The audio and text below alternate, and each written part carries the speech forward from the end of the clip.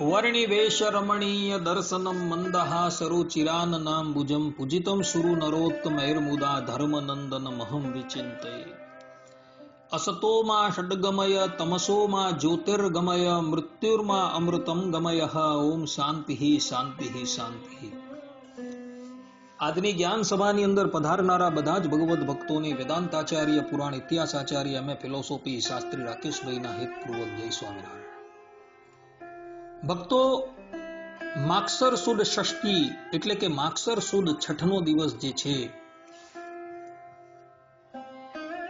એ દિવસ બુરાનપુરના હરિભક્તો માટે અને ધરો ગામના હરિભક્તો માટે એ સુવર્ણનો દિવસ છે. આ દિવસે બુરાનપુર તથા ધરો ગામની અંદર મૂર્તિની પ્રતિષ્ઠા થઈ હતી. તો આજે આપણે એક કયા સંજોગોની અંદર બુરાનપુરના મંદિરની અંદર ઠાકોરજીની પ્રતિષ્ઠા થઈ હતી તથા બુરાનપુરના તથા ધરો ગામના જે ઠાકોરજી જે છે એનો શું ઇતિહાસ છે એ બધી વસ્તુ આપણે વિગતવાર જોઈએ. ભગવાન સ્વામિનારાયણ મધ્યના 27મા વચનામૃતની અંદર પોતાના આશ્રિતોને કહે છે કે વળી અમે વિચારીને જોયું જે અતિશય ત્યાગ રાખે અથવા દયા રાખે તેથી ભગવાનની ભક્તિ થાય નહીં, ત્યારે ઉપાસનાનો ભંગ થાય છે. અને પૂર્વે જે અતિશય ત્યાગી થયા છે તેના માર્ગમાં ઉપાસનાનો નાશ થઈ ગયો છે. માટે અમે એમ વિચારીને પરમેશ્વરની ઉપાસના રહેવા સારો ત્યાગનો પક્ષ મોડો કરીને ભગવાનના મંદિર કરાવ્યા છે. તેમાં જે થોડો ત્યાગ રહેશે તો પણ ઉપાસના રહેશે, તો તેને કરીને ઘણા જીવોના કલ્યાણ થશે. આ પ્રમાણે ભગવાન સ્વામિનારાયણે જે ધરાતલની ઉપર મંદિરો બંધાવ્યા તેનું મુખ્ય કારણ શું હતું કે સાકાર પરબ્રહ્મ પરમાત્માની ઉપાસના જળવાઈ રહે એ જ હતું. અને એને લઈને ભગવાન સ્વામિનારાયણે અમદાવાદની અંદર, ભુજનગરની અંદર અને વડતાલની અંદર મંદિરો બંધાવડાવી એમાં પોતાના જ સ્વરૂપો પધરાવ્યા. 1881 કારતક સુધી દ્વાદશીને દિવસે ભગવાન સ્વામિનારાયણે વડતાલની અંદર લક્ષ્મીનારાયણ દેવની પ્રતિષ્ઠા કરી.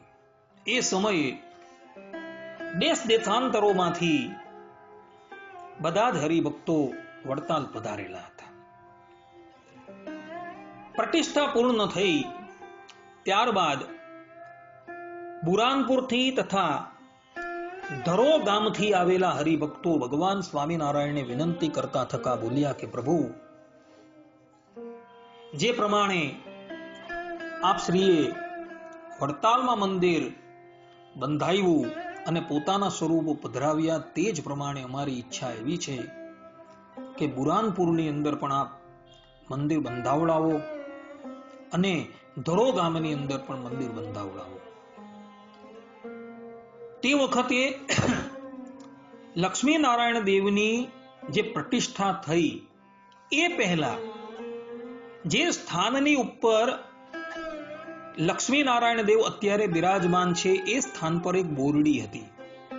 અને એ બોરડીની નીચે એક મોટા ઓરડાની અંદર ભગવાન સ્વામિનારાયણે પોતાના વરદ હસ્તે નરનારાયણ દેવનું સ્વરૂપ પધરાવેલું હતું.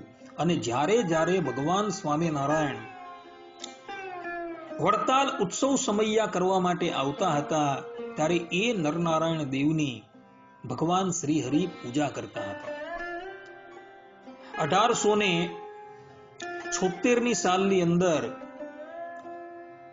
ભગવાન સ્વામિનારાયણ વડતાલ પધારેલા હતા અને જે બહુ મોટો ફૂલડોલ ઉત્સવ થયો હતો, જેનું વર્ણન સત્સંગી જીવનના તૃતીય પ્રકરણના 57મા અધ્યાયની અંદર કરવામાં આવેલું છે. એના શ્લોક નંબર 1 થી 10 ની અંદર તમે જોજો તો વડતાલની અંદર જે બોરડી છે એ બોરડીની નીચે જે મંદિર હતું અને એ મંદિરની અંદર જે નરનારાયણ દેવનું સ્વરૂપ હતું એ સ્વરૂપની ભગવાન સ્વામિનારાયણે 1600 ઉપચારોથી પૂજા કરી હતી. એટલે આ સ્વરૂપ જે છે એ ભગવાન સ્વામિનારાયણનું પ્રસાદીનું છે. હવે આ પ્રસાદીનું સ્વરૂપ જે છે એ પ્રસાદીનું સ્વરૂપ તો બીજા કોઈને અપાય નહીં. વડતાલની અંદર લક્ષ્મીનારાયણ દેવનું સ્વરૂપ જે છે એ પ્રતિષ્ઠિત થઈ ગયું હતું. એટલે ધરો ગામ અને બુરાનપુરના હરિભક્તોએ ભગવાન સ્વામિનારાયણને કહ્યું કે પ્રભુ આ નરનારાયણ દેવનું જે સ્વરૂપ જે છે ને એ કૃપા કરીને તમે અમને આપો. તો આ સ્વરૂપ લઈ જઈને અમે અમારા ગામની અંદર પધરાવીએ. ભગવાન સ્વામિનારાયણે એ ભક્તોની વાત સાંભળી અને અતિશય પ્રસન્નતા એ ઉપર દાખવી અને પછી જે નરનારાયણ દેવનું સ્વરૂપ છે એમાં નારાયણનું જે સ્વરૂપ છે નારાયણના સ્વરૂપની સાથે બીજું એક લક્ષ્મીજીનું સ્વરૂપ જે છે એ ભગવાન સ્વામિનારાયણે બુરાનપુરના હરિભક્તોને અર્પણ કર્યું અને કહ્યું કે આ લક્ષ્મીનારાયણ દેવનું સ્વરૂપ જે છે તમે બુરાનપુરમાં પધરાવો. હવે રહ્યું નરનું સ્વરૂપ. તો નરનું એકાકી સ્વરૂપ જે છે એ સ્વરૂપ ધરો ગામના હરિભક્તોને અર્પણ કર્યું અને ભગવાન સ્વામિનારાયણે કહ્યું કે આ ધરો ગામની અંદર આ સ્વરૂપને તમે મંદિર બનાવીને એને પધરાવજો. આ વાત હતી 1881 ની સાલની. ત્યારબાદ થોડા વર્ષો વ્યતીત થઈ ગયા. 1886 ની સાલ આવી. તે 1886 ની સાલની અંદર બુરાનપુરની અંદર અને ધરો ગામની અંદર મંદિર બંધાવી હરિભક્તોએ ભગવાન સ્વામિનારાયણને પત્ર લખ્યો અને કહ્યું કે બુરાનપુરની અંદર અને ધરો ગામની અંદર મંદિર બંધાઈ ગયું છે, માટે આપ પ્રતિષ્ઠા કરવા માટે પધારો. 1886 નો જે સમય હતો તે વખત ભગવાન સ્વામિનારાયણ એકાંતમાં બિરાજતા હતા અને બધી જ પ્રવૃત્તિઓથી નિવૃત્તિ પામી સ્વ સ્વરૂપમાં સ્થિત થઈ ભગવાન સ્વામિનારાયણ નિત્ય દસમ સ્કંદનો પાઠ જે છે એ સાંભળતા હતા. ભગવાન સ્વામિનારાયણે તે વખતે પોતાનું અવતાર કાર્ય સમાપ્ત કરવાનું છે એટલે માટે મંદવાળ પણ ગ્રહણ કરી લીધેલું. બુરાનપુરના હરિભક્તો તથા ધરો ગામના હરિભક્તો પધાર્યા. ભગવાન સ્વામિનારાયણે કહ્યું કે હાલ તો અમારાથી ન આવી શકાશે, પરંતુ અમારા સ્થાનની ઉપર તમે પરમ ચૈતન્યાનંદ સ્વામી અને સ્વયં પ્રકાશાનંદ સ્વામીને લઈ જાઓ. અને ભગવાન સ્વામિનારાયણે પરમ ચૈતન્યાનંદ સ્વામીને આજ્ઞા કરી કે તમે બુરાનપુર જાઓ અને સ્વયં પ્રકાશાનંદ સ્વામીને કહ્યું કે તમે ધરો ગામ જાઓ અને પોતાના કરકમલો વડે ઠાકોરજીની પ્રતિષ્ઠા કરો. ભગવાનની આજ્ઞા શિરોધાર્ય કરી બંને સંતો જે છે અનુક્રમે બુરાનપુર અને ધરો ગામ પધાર્યા અને ત્યાં જઈ ઠાકોરજીની એ લોકોએ પ્રતિષ્ઠા કરી લીધી. આ સંપૂર્ણ પ્રસંગનું વર્ણન જે છે વિહારીલાલજી મહારાજે હરિલીલામૃતમ કળશ 9 વિશ્રામ 5 1 થી 23મી ચોપાઈની અંદર કરેલું છે. વિહારીલાલજી મહારાજ પોતે કહી રહ્યા છે, વરતાલમાં ધર્મ દુલારે સ્થાપ્યા લક્ષ્મી નારાયણ ત્યારે સંગ આવેલો બુરાનપુરનો વધ્યાથી અતિ ઉત્સાહ ઉરનો ધર ગામના પણ મુદધારી ગણા આવેલા નર અને નારી આવ્યા બુરાનપુર થકી ધાઈ બાપુભાઈ ને ગોવિંદભાઈ નાના ભાઈ શિવા સાહ નામ આવ્યા એ પણ દર્શન કામ નરની ને નારાયણ કેરી, બેય મૂર્તિઓ સારી ગણેરી. તે તો સ્થાપી પ્રથમ હરિ ત્યાય, એ જ ઠેકાણે ઓરડામાય. શ્રીજીને વિનવી પગે લાગી, એમાંથી એક મૂર્તિ માગી. ધર ગામના ગોવિંદભાઈ, હરિ પાસે બોલ્યા હર ખાઈ. બીજી મૂર્તિ આપો પ્રભુ અમને, કહીએ વિનતી કરી તમને. બેય મૂર્તિ પ્રસાદીની એ છે, તમે હાથેથી થાપેલી તે છે. અમારા દેશમાં તે થપાય, સૌને દર્શનનું સુખ થાય. પ્રભુએ પછી પરમ પ્રતાપી, મૂર્તિ અકેકી બેયને આપી. નારાયણની તો બુરાનપુરમાં, આપી સ્થાપવા અરખીને ઉરમાં. નરની સ્થાપવા દર ગામે, આપી સ્નેહથી સુંદર શ્યામે. કહ્યું લક્ષ્મી નારાયણ નામ, રાખજો એહનું બેય ઠામ. જોડીએ લક્ષ્મીની મૂર્તિ બે આપી, પધરાવવા પરમ પ્રતાપી. નારાયણમાં સદા હું રહીશ, સુખ સૌ હરિજનને દઈશ. હરિભક્તો તે મૂર્તિઓ લઈને, પોટા તણે દેશ જઈને. કર્યો આરંભ મંદિર કેરો, સૌને ઉત્સાહ ઉરમાં ગણેરો. આવી 86 યાની સાલ જ્યારે, થયા મંદિર તૈયાર ત્યારે. કાર્તકીનો સમયો તે કાળે, શ્રીજીએ કર્યો શ્રીવર તાલે. ધર ગામને બુરાનપુરના, આવ્યા હરિજન તે દેશ દૂરના. કહ્યું શ્રી હરિને તે હવાર, થયા મંદિર બેય તૈયાર. બેય ઠેકાણે તો રૂડી વિધિ, સ્થાપવાની તૈયારી છે કીધી. પધારો આપ બુરાનપુરમાં, અમે આનંદ પામીએ ઉરમાં.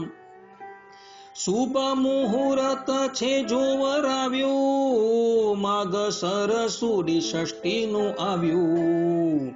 કરીને ત્યાં પ્રતિષ્ઠાનું કામ, ધર ગામ પધારજો શ્યામ. અમે તેડવા આવ્યા તમને, કરશો ન નિરાશી તે અમને. સુણી બોલિયા સુંદર શ્યામ, નથી મારે શરીરે આરામ. માટે મોકલું સંત હું એવા, મળતા ગુણ જે મુજ જેવા. આવવું તો ઘટે અમારે, આવવું તો ઘટે છે અમારે. નથી આવ્યાનો જોગ અત્યારે. અમો આવ્યા થકી સુખ જેવું, સંતથી તમને થશે તેવું. પછી સંતને કહે સુખ કંદ, સુણો પરમ ચૈત્યાનંદ. તમે બુરાનપુરમાં સીધાવો, લક્ષ્મી નારાયણ પધરાવો. અમોથી જનને સુખ જેવું, તમોથી પણ ત્યાં થશે તેવું. સુણો સ્વયં પ્રકાશાનંદ, તમે પણ મુનિ ગણના છો ચંદ. માટી જાઓ તમે ધર ગામ, કરો જઈને પ્રતિષ્ઠાનું કામ. ઠાપો લક્ષ્મી નારાયણ દેવ, સુખ સૌને કરે તત ખેવ. એવી આજ્ઞા ચડાવીને શીશ, ગયા મંદળ લઈને મુનીશ, બેય સંતમાં ગુણ છે સમાન, જેને ભાઈ કહે ભગવાન. બેય ગામમાં મુહૂર્ત એક, માગસર સુધી ષષ્ઠીનું નેક. ધામધૂમથી મૂર્તિઓ સ્થાપી, એ તો સંભાળે લોક અદ્યાપી. સર્વે નાતોના વિપ્ર જમાડ્યા, દક્ષિણા દઈ ટોસપ માડ્યા. આ પ્રમાણે સ્પષ્ટ રૂપે બિહારીલાલજી મહારાજે કહ્યું છે કે બુરાનપુર ગામની અંદર અને ધર ગામની અંદર ભગવાન સ્વામિનારાયણે પોતાના કરકમલો દ્વારા જે સ્વરૂપ આપેલા હતા, જેનું નામ હતું લક્ષ્મીનારાયણ દેવ, અર્થાત કે બુરાનપુરની અંદર પણ લક્ષ્મીનારાયણ દેવ અને ધરો ગામની અંદર પણ લક્ષ્મીનારાયણ દેવ જે ભગવાન સ્વામિનારાયણે આપેલા હતા, તેની પ્રતિષ્ઠા પરમ ચૈતન્યાનંદ સ્વામી અને સ્વયં પ્રકાશાનંદ સ્વામીએ પોતાના કરકમલો દ્વારા કરેલી હતી. આ પ્રમાણે બુરાનપુર ગામ છે તેનો ઇતિહાસ સંપ્રદાયના માન્ય પ્રબંધ એવા હરિલીલામૃતમની અંદર 9મા કળશની અંદર 5મા વિશ્રામની અંદર બિહારીલાલજી મહારાજે લખેલું છે. ત્યાર પછી આ વાતને ઘણા વર્ષ વ્યતીત થઈ ગયા. બુરાનપુરના હરિભક્તોની ઈચ્છા એવી થઈ કે આપણા ગામની અંદર જ્યાં નાનું મંદિર છે એને બદલે એક શિખરબંધ મંદિર જો બની જાય તો બહુ ઉત્તમ કહેવાય. એટલે એ લોકોએ આ બાબતની અંદર ભગવત પ્રસાદજી મહારાજની સલાહ લેવાની વાત કરી. બુરાનપુરના હરિભક્તો વડતાલ પધાર્યા અને ભગવત પ્રસાદજી મહારાજને બધી વાત કરી.